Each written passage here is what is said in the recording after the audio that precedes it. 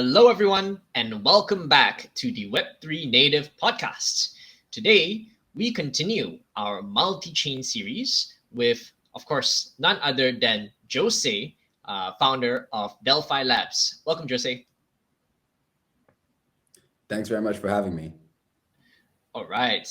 And of course, I think in the multi-chain world, Delphi has been one of the leading voices, I think, with the research piece around why you picked Cosmos as the ecosystem, and also leading some of the thinking around how to build cross-chain applications with things like Mars and the shared liquidity AMM. So we're going to go into a lot of those areas, but let's just kick off with something a little bit more casual, because actually I think we both just came from Cosmoverse a few weeks ago. And personally, I thought it was honestly one of the best events I've been to in Web3, right? The energy was so prominent with like the announcement of Atom 2.0, with the new partnerships coming out, right? Like USDC Circle coming on, and the vibes of like all the builders there. There were actually very few investors and a lot of people building stuff. So it felt like an early DevCon from Ethereum. I wonder, what do you think, Jose? Yeah, I had the same exact experience. I had a really good time. I also loved Medellin. I think it's a beautiful city. The vibes at Cosmoverse are great. A lot of builders, like you said. I think Cosmos has probably the lowest kind of investor to builder like ratio. There's very few investors on Cosmos. There's not like the sort of multi-coin equivalent of Solana or something like that. So yeah, it was a great event. Definitely. And of course, within the Cosmos ecosystem, the name of the game is app chains, right? And they've been shouting about this for many years now. But before actually this summer or so, the idea of app chains was totally unsexy. Everybody was buying into the whole like fat protocol thesis. And so let's kick off with a bit of a big question, right? You know, is the fat protocol thesis dead? Are we looking at now fat apps or tall apps? And are you completely bought into this, or is it like both are going to exist? Yeah, I think both are going to exist. It's certainly too early to call the fat protocol thesis dead. I think for most projects, launching on an existing L1, on a so-called fat L1 or a monolithic L1 is still like almost a better prospect than launching an app chain. I think our thesis is that long-term, for kind of the reasons we outlined in our post, we can get into them here, app chains make more sense, right? And they offer higher benefits. But right now, clearly the fat protocol thesis is winning, right? Atom has, I think, or like Cosmos has something around 250 million in TVL, right? Which is a fraction of even like some single Ethereum L2s. So as much as sort of we're excited about the thesis and there's been some positive news lately, it's still very early, and definitely it's sort of a high risk thesis. I would say there's like a lot that needs to happen for it to play out.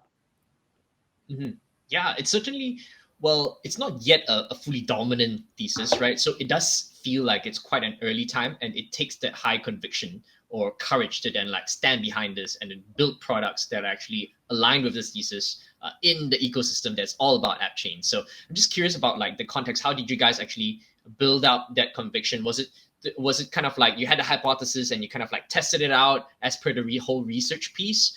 Or was it kind of like bottom up and you just saw all these signs and you just like integrated it together?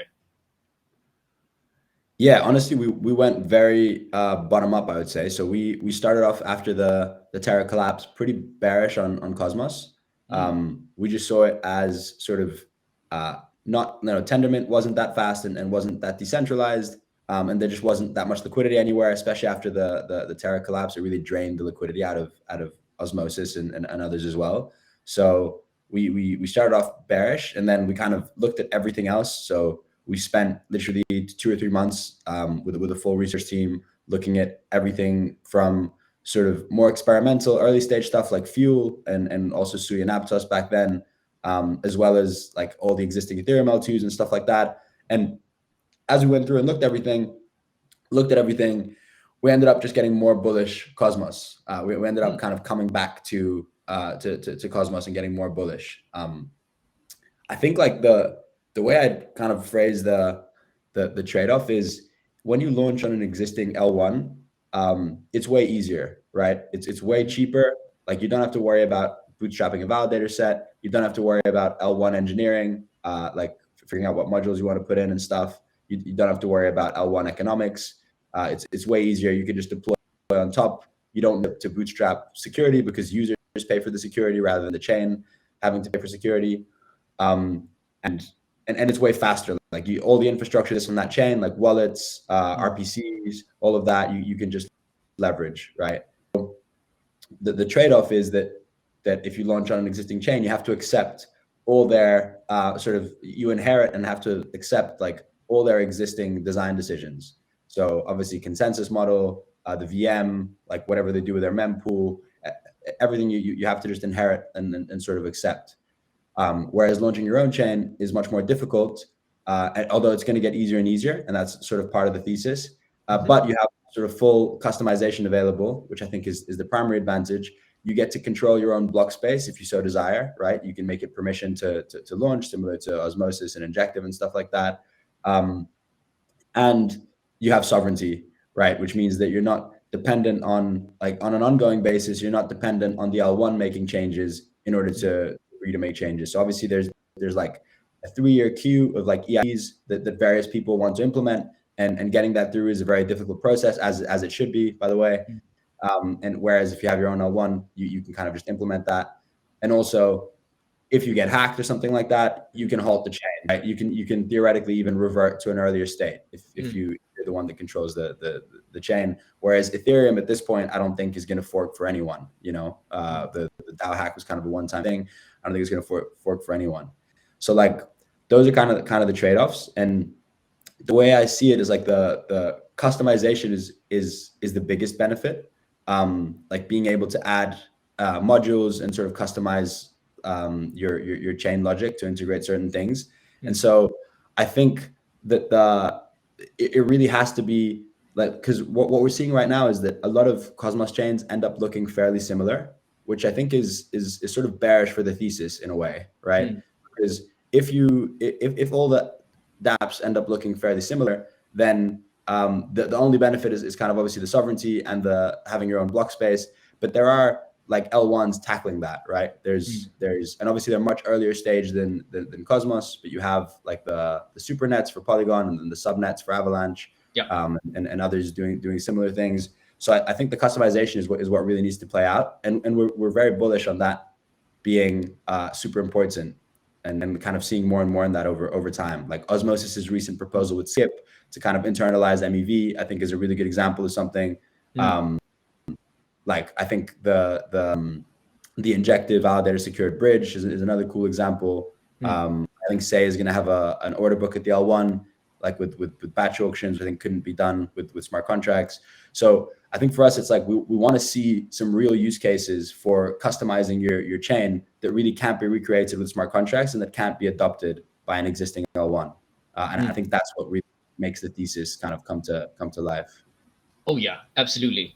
And actually, even outside of Cosmos, right? Even if you look at Ethereum rollups, we already see some of like the experimentation going on, right? Like for example, using account abstraction as like the first-class citizen of accounts, right? Or let's see something like Gnosis Chain and using like XDAI as like payments or gas, things like that. So if apparently, we can already see some of that gaining benefits. And of course, in Cosmos, even more obvious, right? Like with the things that you mentioned, and with more extreme, for example, like Secret Network, where like everything is then like private by default. Yes. So definitely see like this like dichotomy starting out. I love to kind of just go into this gray fuzzy middle.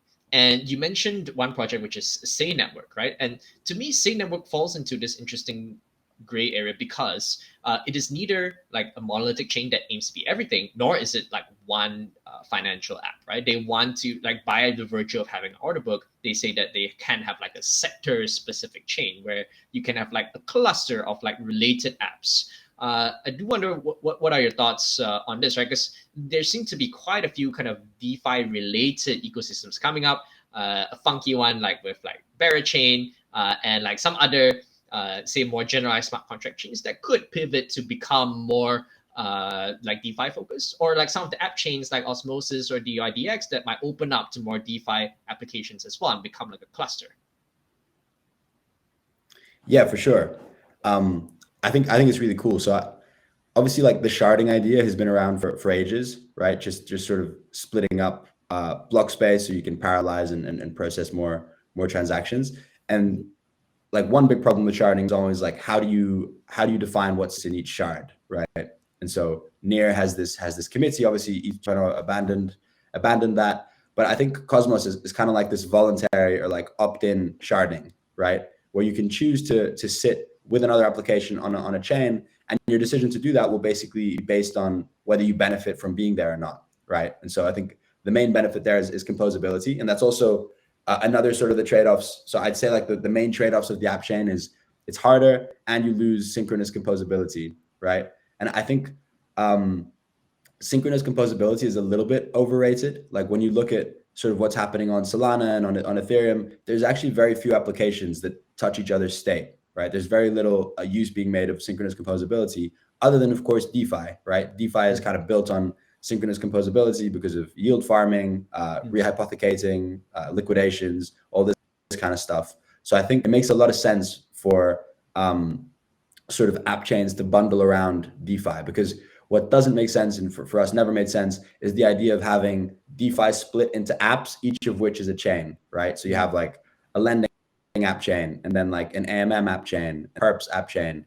And because what you have, what it means that you have there is like asynchronous composability between all those chains, which means having anything like cross margining becomes way harder and way slower, right? You have to wait for cross-chain contract calls to do a liquidation, for example, or something like that. And so I think that the Say, Injective, Osmosis, that they're all going towards this rather than being like a app chain, like an exchange chain or something like that, which is what Osmosis was traditionally seen as. It is an exchange chain, but in the broadest sense, right? In the sense of Binance rather than Uniswap.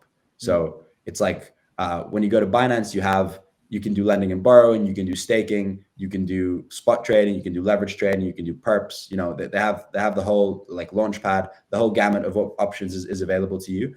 And I think in order for DeFi to compete, it needs to offer that as well. So the way I see it is like Say, Injective, Osmosis, they're all taking slightly different paths to trying to become this decentralized Binance, right? And yeah, I really like the obviously we're big fans of Osmosis, but the Say approach I think is also super interesting, and Injective is similar, where you have this on-chain order book with the batch auctioning, which should theoretically reduce MEV, at least like within a single block. Should be hard to do MEV. And you can do a lot of optimizations to the order book. You can do stuff like if you have an AMM, you can include the AMM orders into the order book at the chain level. You can do, I mean, eventually you'll be able to do the skip kind of stuff where you can integrate like circular arbs at the chain level. So LPs aren't leaking value to arbs, and that's going back to, I mean, you can decide who you give it to. So yeah, I'm definitely bullish on that approach of bundling around like certain use cases. I think there will be others, but so far I think DeFi is going to be the biggest one, like the one that makes the most sense to really bundle together. Yeah, what are your thoughts on that? Yeah, for sure. Absolutely. And actually, even beyond DeFi, there's also like NFT, right? I think you mentioned it actually in the Delphi piece as well, with like NFTs with Stargaze, like the validators can also run IPFS spinning services, for example, right? And then you kind of get like related services that come together. And so with DeFi in a similar way, like order book, you could also run some form of like prediction market / Oracle at the same time. You can run MEV solutions at the same time, like you said. So these cluster of services make sense for them to kind of live close together in a hub, right? Or even if they were separate app chains, for them to have some sort of mesh security, so that you can actually achieve some form of synchronous composability as well through something like an interchain scheduler. Interesting. Yeah, I actually haven't heard of that or looked into it. I've heard of mesh security, but I didn't know you could that there was a way to getting synchronous composability between chains with that.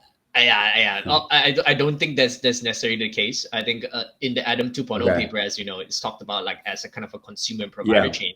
But presumably, right, if in the mesh security sense, where both of you are both consumers and providers, there's no reason it can't work as well, right?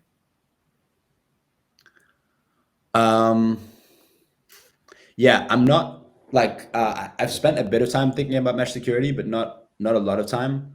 I have a few like one concern I have with it is, and again, I'm not sure I fully understand it, so might be a off concern, but it's just that you have this centralization of validators, right? Because it only works if you have the same.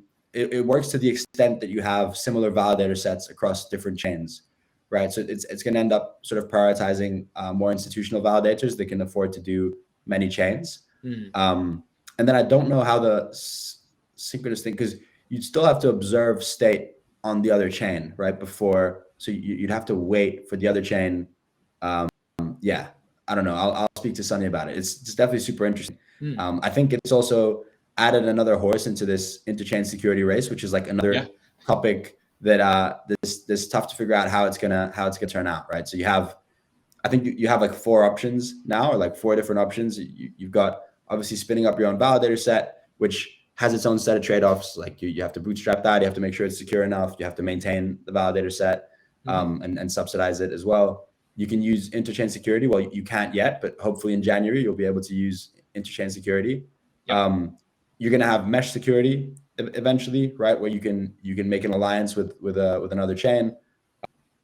Maybe alliance is the wrong word, because the 4th one is actually kind of mentioned it yesterday on the Terra forums, like this alliance sort of one, which again, I haven't spent a lot of time thinking about it, but the way I see it is you kind of have with both mesh security and interchain security, you have like both validator and economic security is shared, right? Because basically it's almost like with Atom, the Atom validators validate your chain and the Atom market cap secures your chain, right? Whereas with the one that Doe mentioned yesterday, the Alliance one, it's kind of just economic security, but not validator security, right? You can actually define part of your inflation rewards to go to another liquid staking derivative token.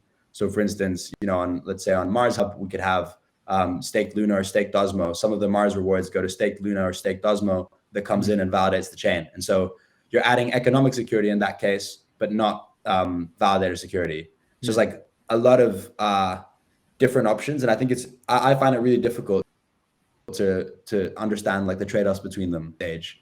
So I think that'll be another post that we work on soon. Like, okay, you've decided to be an app chain. What security model should you choose? And what are the trade-offs between them? Because it's tough. Yeah, at the risk of complicating it further, might I throw in a kind of like a 5th model as well, from like your own, from between like using somebody else's validators versus your own validators, which is the whole idea of like you said just now, having your own shard, right? So, for example, Saga, that is going to be secured by Interchain security as well, but they allow you to have like kind of your virtual chain. They call it a chainlet within the Saga chain itself. So then you can already have some of the benefits of like customizing the user experience of like how the validators might look like, how the gas experience might look like. At the same time, not have to bootstrap completely your own security. So that also might be kind of a transition step. On Ethereum, how does that work? What's the difference between a chainlet and a chain? Do you know? So the chainlet actually, really enough, functions a bit similar to how interchain security is like as well, right? Like you have your own validator set, but then you would then the Cosmos Hub validators would also be your validators, right? So in this case, it's similar. So all of the Saga's like validators would also be the validators of like whatever chainlets that are virtualized on top of them. Yeah. Okay. So it's kind of like just a chain, right? Like it's a separate chain, but using the interchain security. I don't know. I need to look into it for sure. There's a lot of stuff going on. So Rebecca from the CEO of Saga actually came onto the multi-chain series pod as well. So we can check out that episode. But yeah, exactly. There's the whole kind of like a plethora of options. And I think outside of Cosmos as well, right? With Ethereum, there's the idea of like temporary rollups, right? Elastic scaling of rollups. So a team called AltLayer is building pay on demand optimistic rollups where you can spin up with like a decentralized number of validators or sequencers, and then you just publish it back. or the idea of like layer 3s, right, where it's customized as well. So it seems now, I feel even with the upcoming Delphi report, we almost need to take into account all of these options and everything between. Yeah, we definitely looked a lot at rollups, and obviously we're I mean super bullish rollups long term. I think our conclusion was there was a lot of it was very early for rollups, like sort of much earlier than I think a lot of people think. Um, at the time, Arbitrum didn't have like proofs, it was, and obviously all of them are running on one sequencer, so you're gonna have to decentralize that. And there's a bunch of points of centralization, and then obviously the ZKs are even earlier. Like I'd say Yeah. ZKs are kind of maybe 2 years behind optimistic rollups in terms of maturity of the tech and stuff, with Starkware definitely kind of leading the charge there, and I think Polygon coming in as the dark horse. But there was some scary stuff that we kind of found researching this stuff, and there's also very few people that understand the technology, like especially with ZK, kind of bug bounties and stuff like that. There's like 4 people that understand those, and then like a few people that can validate them. So I think for us, especially after the Terra experience, we wanted to make sure that we like minimized like external kind of dependencies. So rollups definitely something we're going to watch closely, but it's earlier than I'd say most people think. Right. And even the optimistic rollups that seem to have already like significant traction in community, they are still on like the guardrails of like the centralized, sequencers, right? So even though say on on OP, you could go for like the whole Bedrock and OP Craft kind of layer 3, but still you're depending on like that centralized piece that can be quite scary. Yeah. Does Optimism have permissionless proving, like proofs, or does it even have proofs in production? The last time I checked it, not yet, but might need to look at it again. Yeah. Yeah, I mean that's a pretty big deal, right? Like I don't know why I don't know if people are much harder on external L1 they are on L2s, for I guess obvious reasons, but definitely it's a pretty big deal. Yeah. Well, I've no doubt that everyone's trying to make progress though, but exactly like you said, still a lot of work to be done. So if I now move to then like the application layer of then like what now you've decided, okay, we're gonna go with, let's say, this app chain, or we're gonna go with some sort of hub, and now I want to build a cross-chain app. Here I think we will also encounter a few kind of like frameworks to work with, right? We have like the very like archetypal app chain like Osmosis, which is then what you call like the liquidity black hole, or what I like to call like the aggregated approach, right? Where you just bring all of the functions onto one chain. And then you have the Delphi approach, which now there are a few names, right? The outpost approach, the minimal hub approach, or sometimes called the distributed approach, where you have like the same function, let's say AMM or like lending, but you break it down into like all of the other chains. So it lives a kind of like a localized way, but with a coordinating hub. And I also like to think of a third type actually here, which is what I call like unbundled apps, where, hey, maybe you can make use of liquidity here, some private metadata there. You make use of like identity or social or storage from another chain as well. And like those different components are then orchestrated for one use case. I'm curious, like your thoughts around these few archetypes and like why you guys went after this one, right? I think we talked a little bit about some of the trade-offs already around like synchronous, but yes, let's go for the details. Yeah, no, it's a great framing. I think so. The unbundled apps, I think, make sense for a lot of different use cases where synchronous composability and kind of speed isn't crucial, right? And I think a lot of stuff will live that way via cross-chain contract calls. Even some of DeFi, like if you just need, for example, if your chain is I don't know, like wormhole chain or something like that, and you don't want to have DeFi on there, but you want to offer users like a budget swapping option, like where you can just swap. Then the Osmosis outpost model, where it's like a cross-chain contract call, right? You just send the asset from wormhole chain to Osmosis, swap it, and then send it back. I think that makes sense. But for in our mind, for sort of trying to create a really high-level DeFi experience, which compares to a centralized exchange on the key dimensions of like speed and like liquidation, not getting too wrecked on liquidations and execution, you really need synchronous composability, and you need to be in the same. I think the unbundled thesis doesn't work for that. So for us, we always believe that there would be synchronous composability was key for DeFi, and so if like so I guess that's the first point, and then the second point is where do we want to launch, right? Where should these protocols launch? And I think right now Osmosis makes the most sense. It's live. It has a lot of liquidity. But there's other places that are exciting coming up, like you mentioned, Injective and Say and stuff like that. And ideally, for instance, something like Mars wants to be wherever there's demand for leverage, right? And any DeFi ecosystem that's interesting is going to create demand for leverage. And ideally, like Mars would serve that. And the way to think of that is like what a bank does, right? Like especially an old school bank, although it's obviously we don't like comparing to banks, but you have a bunch of bank branches all around the country serving the local like citizens of that area, right? Like all around the country you'll have different bank branches, and people will go to that bank for credit and to start accounts and stuff like that. But then you have like a headquarters somewhere where all the like administrative and kind of operations and like head office stuff lives, right? And you wouldn't go to the headquarters to try and get a loan, right? Or to check your bank balance. You would go to a bank branch. And so I think that's a similar setup to like this hub and outpost model. It's you want to be able to serve anywhere that you think there will be demand for your product or for your application. But you want to have like a neutral hub that kind of governs all of that, and that serves as the coordination layer.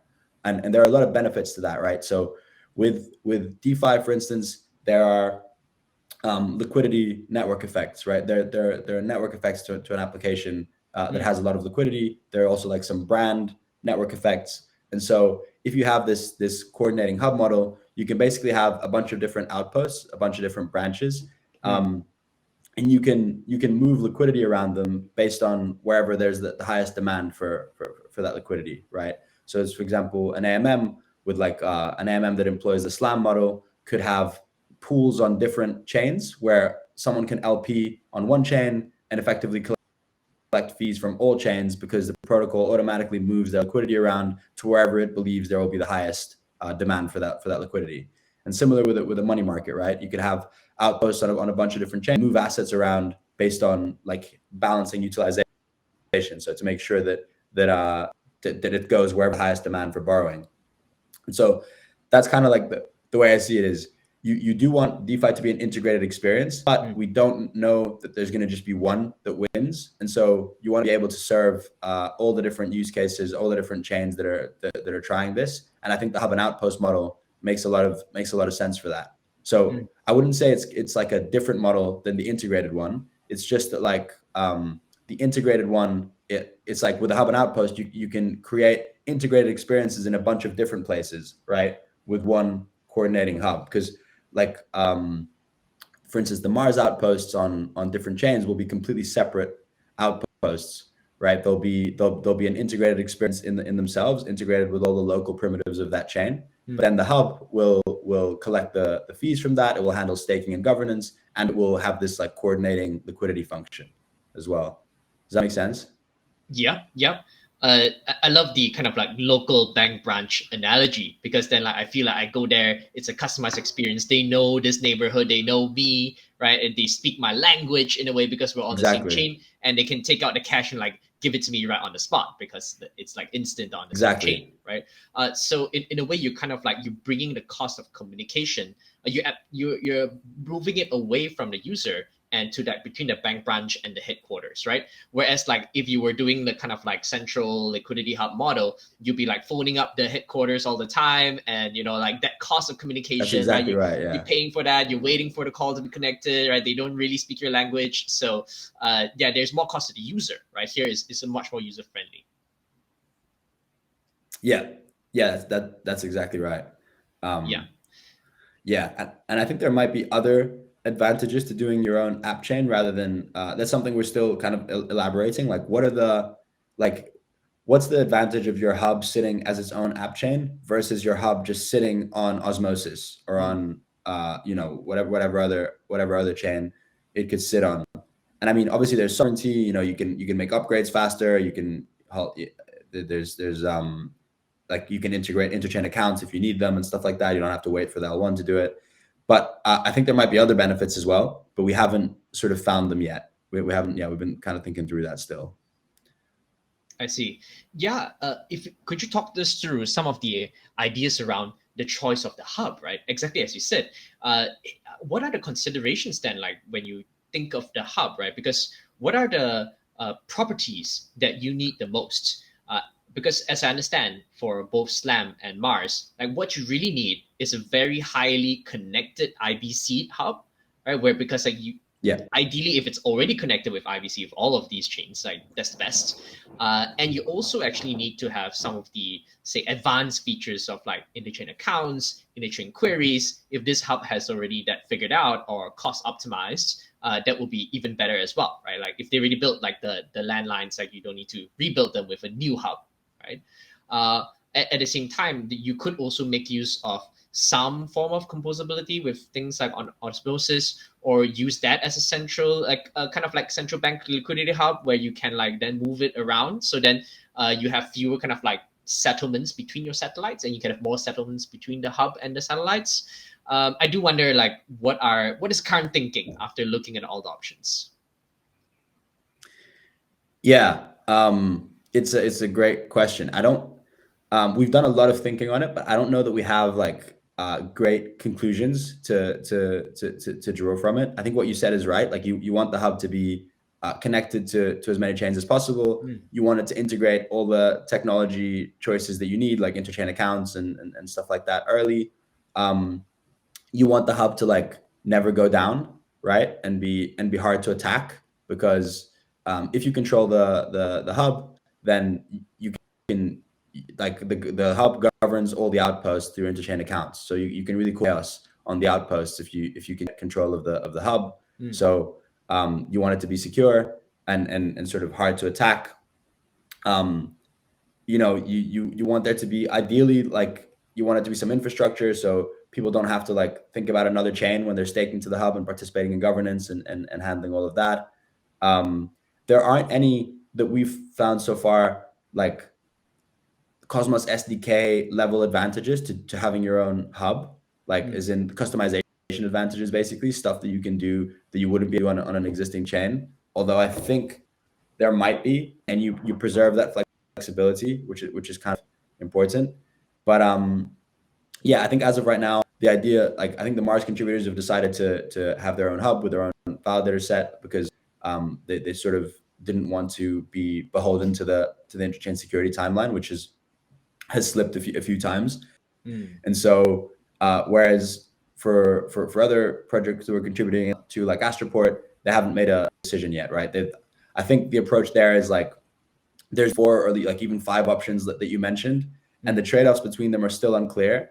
And so for now, it doesn't make sense to make the decision to go to your own hub, because maybe something like Alliance makes more sense, or maybe something like mesh security makes more sense. And I don't think the trade-offs are clear in my mind yet. So I haven't kind of made a decision there yet.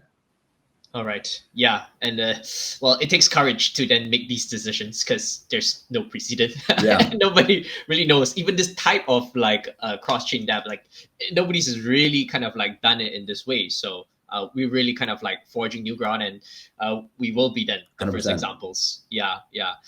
I think another like sort of advantage to the hub is, the way I see it in the future, you're going to have these applications that are bigger than chains, right? I almost see like the chains as becoming commoditized, like every, and you're sort of seeing that already, like, yeah, block space commoditization. You're already seeing that to an extent with like a bunch of these chains just offering the same sorts of features and narrowing in on the same kind of features. And so if you have commoditized block space and users interact with this block space through this application layer, the application is actually has the relationship with the user. And if you believe in like aggregation theory, right, then these applications will actually become bigger than any one chain, right? Because they'll serve users similar to how some corporations are bigger than countries that they operate in, right? They have sort of branches all over the world in a lot of different countries, and some of them are some of them as a corporation are bigger than the country they operate in. And so I think it'll be similar with applications. And in that case, does it really make sense for you to have your headquarters in some country, right? Obviously, you'd want to choose the biggest country, and you wouldn't want to choose some small country where they're incentivized to like raid your headquarters, to like steal money from you or take over your corporation. But does it not make sense to just have your own country, right? Your own country where you operate this corporation from? And obviously, there's no, in the real world, there's like scarce physical space, but block space isn't scarce, right? So that's kind of like a more high level, like metaphorical way of thinking about it. But I think it can make sense. Yeah, and well, a couple of ideas that popped up, I guess, like the whole startup nation states tie very well to the whole network state idea that Balaji has been bringing on, right? If you have your own ideology. So increasingly, it looks like that might be the case, right? That the growth of network states kind of parallels the growth of like sovereign app chains, where you're almost kind of like laying a stake to your own country while having these like 100%. outposts where like they buy up little pieces of land as Balaji has envisioned. If I may just and I think different chains will also just to add to what you were saying, I think different chains will sort of campaign and compete to try and win over the biggest hubs, right? Because you become like the economic center, like because fees on this in this outpost and hub model, which I think is going to be, and to be clear, like although this is something we kind of pioneered in Cosmos, it's not like a new, like Aave technically works like this right now, right? They have basically a hub which sits on Ethereum, and then the fees from Avalanche and from Phantom and from all their outposts flow up to the hub, and governance happens on the hub. And they effectively also have like interchain accounts, because the outposts, their outposts are all governed from the hub, which is interesting. So, and I think there'll be a lot of competition from different chains, especially startup chains, to kind of win over these big hubs, because you end up becoming an economic center. You get all the stakers that effectively become users of your chain. All the fees flow up to your chain. And there's like this idea of, countries compete for like companies to headquarter there, right? They offer like tax benefits. They offer like hub space. And I think there's going to be the same thing with these chains. And so sovereignty also has a cost in that you don't have the benefits of like being bribed by one of these chains that wants you to sit there. So it'll be interesting to see this play out over the next few years. Oh, absolutely. And actually, even if they don't court the hub itself, even if like let's say a satellite or an outpost does not yet exist, even for you to set one up and then connect to the headquarters can already be valuable, right? It's like, if you're a country and you don't have McDonald's or Starbucks, you're like, oh damn, I wish McDonald's was here. And then you would like almost incentivize the franchise to be set up in that country. Yeah. If I may take this analogy a little bit further as well, so as we know, like for example, something like McDonald's, right? Just for the sake of argument, actually the menu in each country is slightly different. The pricing is slightly different, right? The staff speaks different language, and so by the same token, for each of these outposts as well, like right now we're almost assuming that they are going to be like the exact same environment, right? Same VM, and same gas fees. It's not going to be, right? There's going to be some UTXO. Some of them might be like private by default, right? Some of them maybe don't support smart contracts at all. So how are we gonna like support all this customization? I mean, I think that's the only way that you actually win with this model, right? Because otherwise you'll get competed by a local AMM, right? Like the local McDonald's, right? There's different countries that have their own kind of version of McDonald's, and that can win too. The advantages of like the hub model is that you benefit from the brand and liquidity network effects of the entire network. So if it's well designed, it should be a winning design, right? Because a local AMM only has liquidity on that branch, whereas a global AMM has like this global liquidity that if it can use it in the right way, it can like as soon as it launches on a new chain, it instantly has liquidity there, even if no one on that chain deposits, right? Because it's just benefits from the entire network. But I do think they should be custom, right? For instance, let's the example of Mars and Astroport, like as kind of two examples that I thought about more and understand better. With Mars, obviously the assets that will be available on each chain will be different, right? There will be different assets available on each chain. Also, the strategies that are available will be different. There will be different liquidity pools on each chain. There will be different amounts of leverage available based on the speed of the chain and the liquidity on that chain. There will be different risk parameters for like liquidations and stuff like that. There might even be different liquidation models. If one chain has an order book and one doesn't, maybe the order book can be used for liquidations in one case. And the UX might be different. Like on something like Osmosis, maybe Mars is like you're doing leveraged swaps, right? Because it's an AMM. Whereas on something like Injective, you could do leveraged like limit orders, like you're interacting with an order book instead, and then you have to account for your limit orders in your credit account and stuff like that. So it's different, and the same thing with an AMM, right? Like for instance, if an AMM is launching on an order book chain, it probably makes sense to integrate with the order book, right? So one thing that I know the contributors have been researching is the idea of like if you have an AMM curve, you can think of it as like a series of limit orders, right? Like the AMM is basically offering to buy and sell this asset at various points on this curve, right? So if you choose a resolution, you could just have that listed as liquidity on the order book, which then means that your AMM LPs are actually benefiting from like order book liquidity as well. I think these primitives will have tailored to the chain that they launch on, right? Otherwise, they'll get outcompeted by like more agile local AMMs that succeed. Makes sense. And I think the chains themselves will take different approaches to this, right?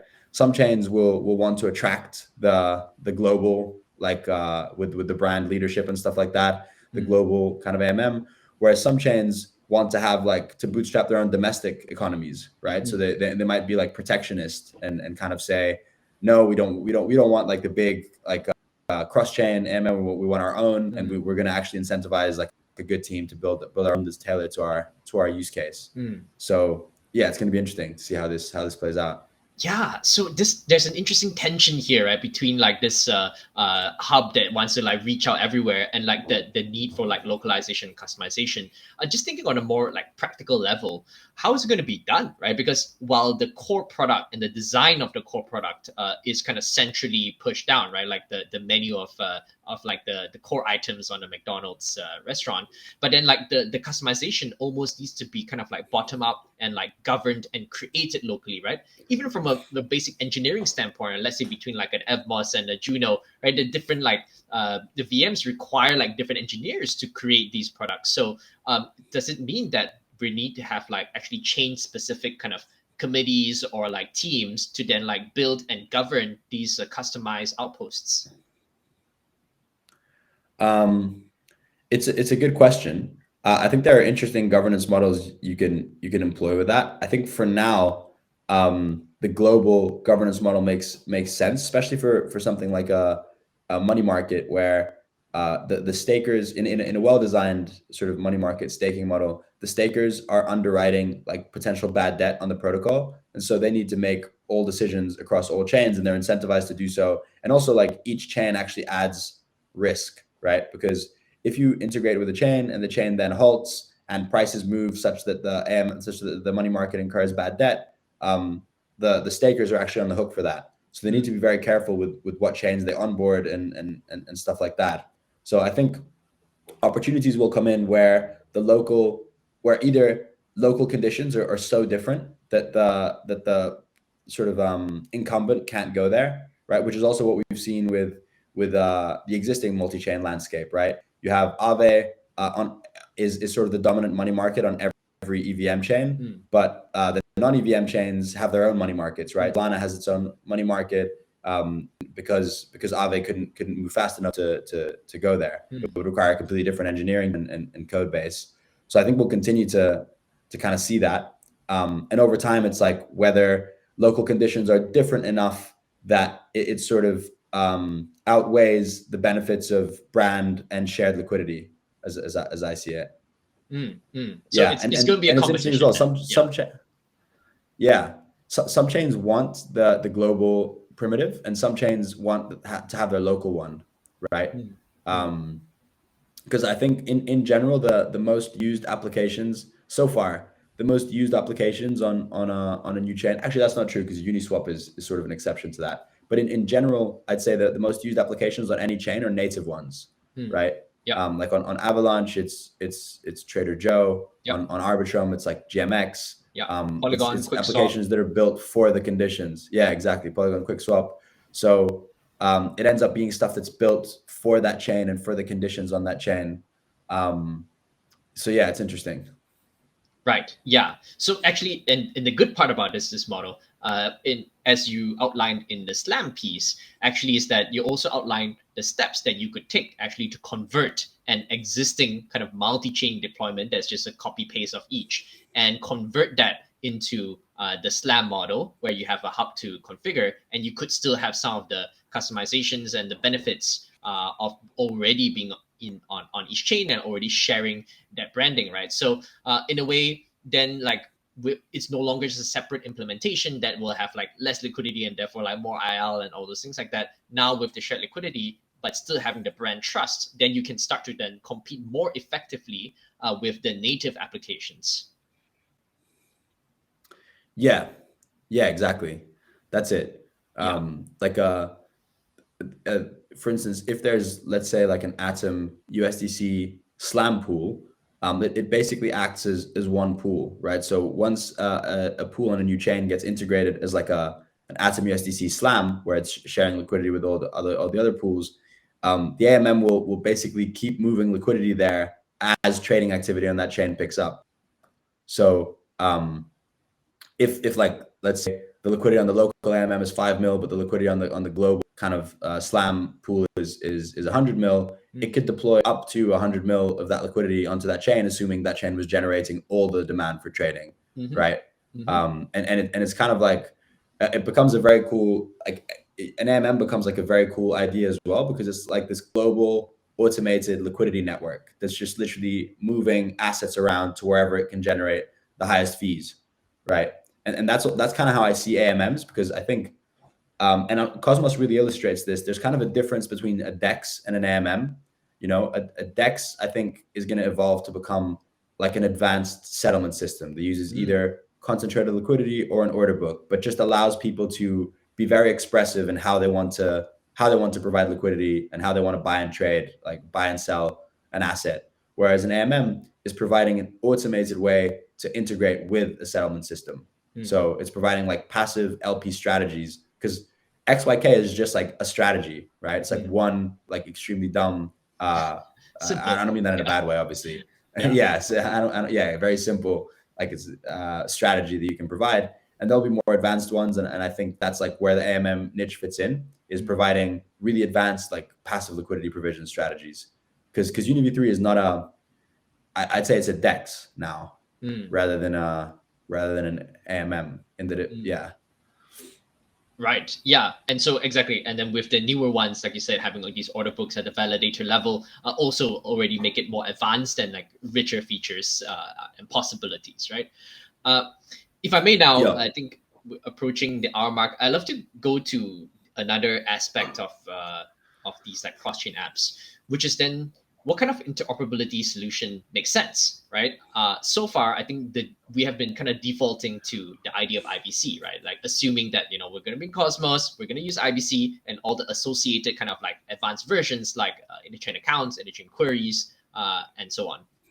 Now, how do you see this evolving as well, right? Because, well, full transparency, of course, we are currently partnering up with Axelar to build like cross-chain dApps or accelerate a whole cohort of them.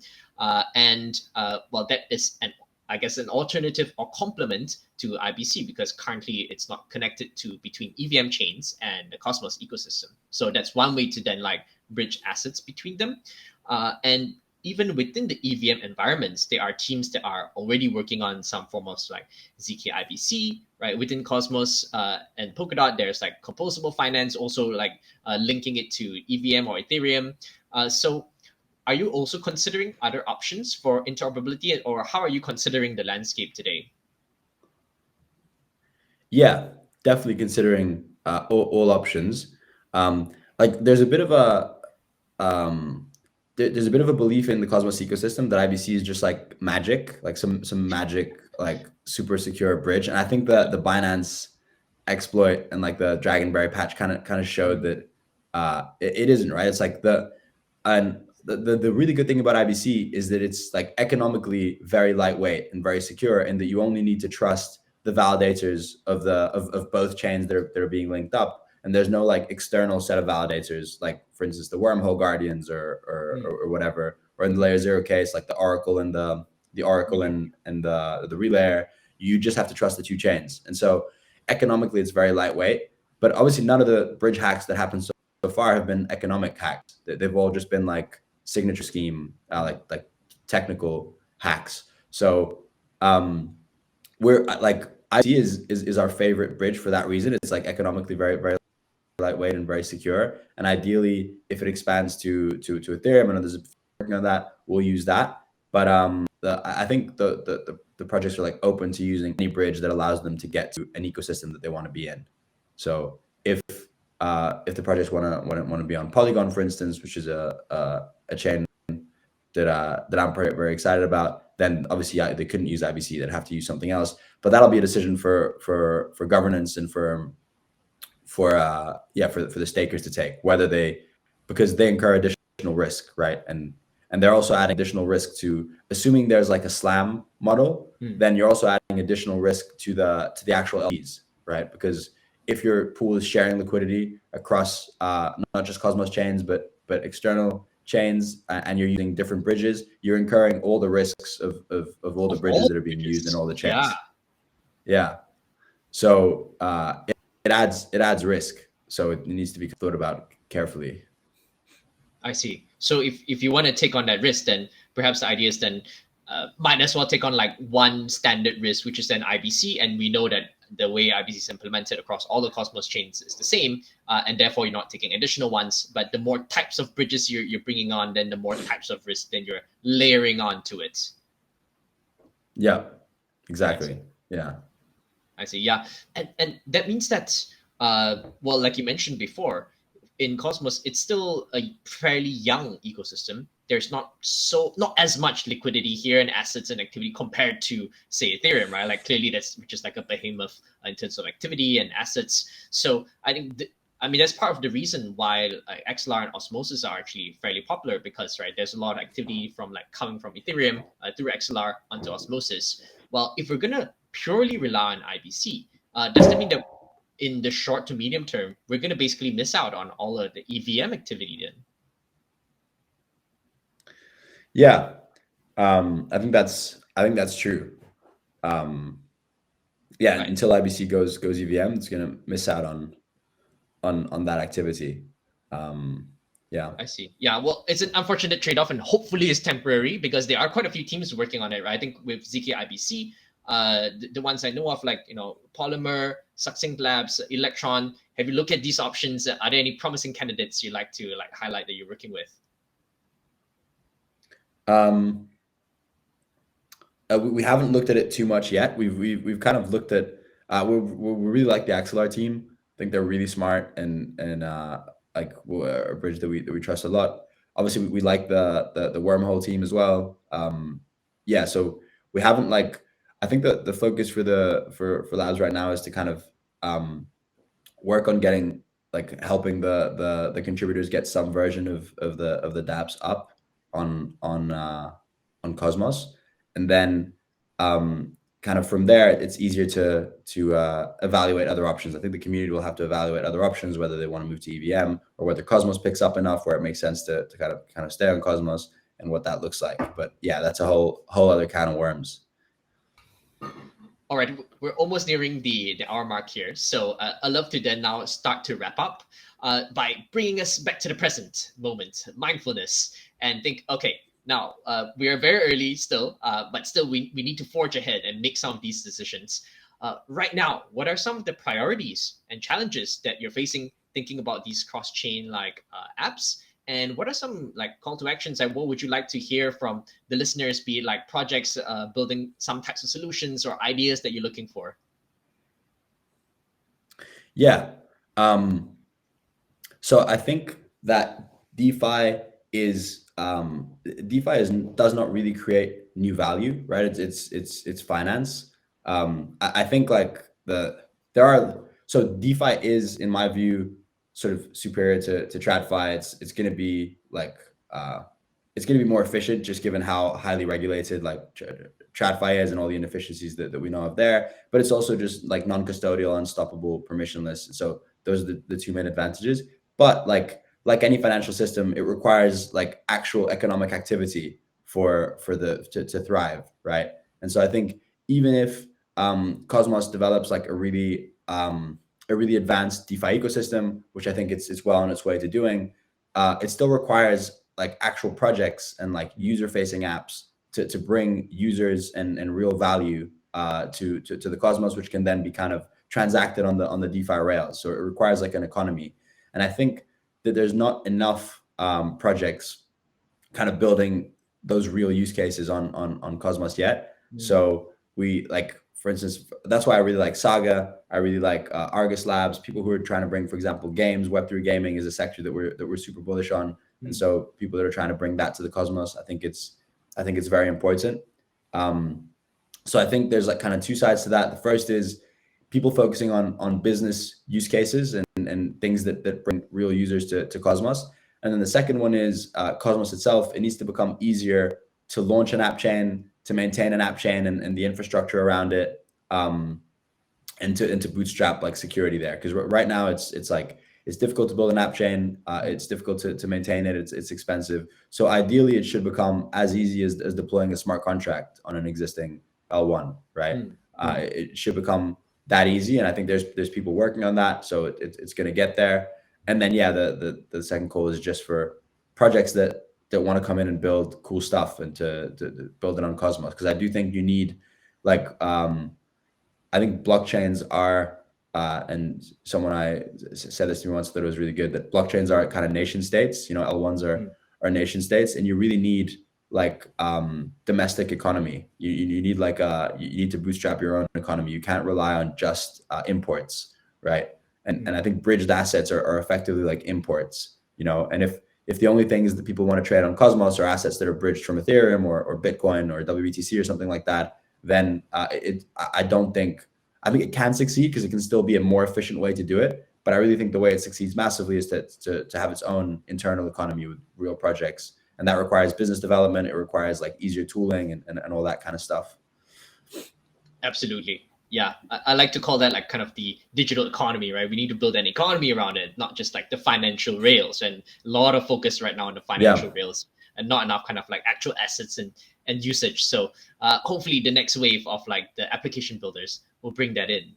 I'd love to now just close with some, I guess, inspirational message from you, Jose. I know what keeps you going in this kind of tough bear market and like scary environment where so many things are uncertain. And what's the kind of future you like to see? Yeah, absolutely. It's a good way to end. I think this tech is like really important. And I think like it sort of disguises itself. Like I always say it's freedom tech disguised as a get rich quick scheme. And I think most people never see past the disguise, you know. So even some people in the space kind of never end up seeing past the disguise. And like speculation, we kind of, it gets a bad rap, and I think the crypto industry, to its credit, makes fun of itself better than anyone outside of it makes fun of it. Like I think we're very good at memeing ourselves and calling things Ponzi's and stuff like that. But that often sometimes hides like the real value of what we're doing here. And I think that's going to become even more important in like the world that we're quickly heading into. And I don't want to go too macro or anything like that, but I think the thesis that Bitcoin and crypto started with is sort of like orders of magnitude stronger today than it was in 2008, right? In a world where there's literally a war happening, there's like the US sort of freezing Russian dollar deposits in their bank. You know, that's something that every other country is now going to be thinking of when they hold dollars as their reserve currency, right? And I think there's increasingly going to be more capital controls. Like it's already very hard to get capital out of China, for example, seeing a lot of Bitcoin flows there. We've seen crypto be used in Ukraine by both Ukrainians and Russians trying to flee Russia, actually, who didn't have any other way to pay. And so I think people are increasingly seeing that these the entire world financial system runs on IOUs, right? Controlled by centralized counterparties that can be squeezed by governments when times get tough. And when you most need your money is when times get tough, and that's when you kind of don't have access to it. And so I think all paths end up leading to like bearer assets like gold and crypto, and then crypto is just a far superior tech to gold, right? Because like you think a Bitcoin transaction is expensive, try like lugging over gold across the border, you know, in an armored truck with like people with weapons and stuff. So and obviously that means the gold ends up trading on paper, which ends up being an IOU. So the way I see it, like the world is trending towards like this tech being really important. And once people realize the bearer assets are important, they're gonna need to do stuff with them, like actually use them. And that's where DeFi comes in. And then that's where like Web3 social comes in, and giving people back ownership of their identities and having an identity that's not nation state owned, right? So yeah, I think we live in a world where unfortunately trust is between countries is at an all-time low, and I think trending downwards. I think like the peak of globalization is sort of behind us, and that means that we need to take back like individual control and sovereignty sort of beyond nation states. And I think that's what we're building kind of gives you. And I think in like 10 years, we're going to be really glad that it exists. Like within the next sort of 5-10 years, a lot of people are going to be very glad that that a bunch of like nerds spent, 10 years building out this crazy financial system and creating all sorts of weird schemes to bootstrap it. So yeah, that's kind of the mission we try and keep in mind across all of it. Wow, what a way to end. To freedom. To freedom, sir. All right. Thank you so much again, Jose. This has been a fantastic session. Cheers, man. All right. Let's wrap up here. Thank you, everyone, for tuning in, and we'll see you next time. See you next time. Cheers, everyone.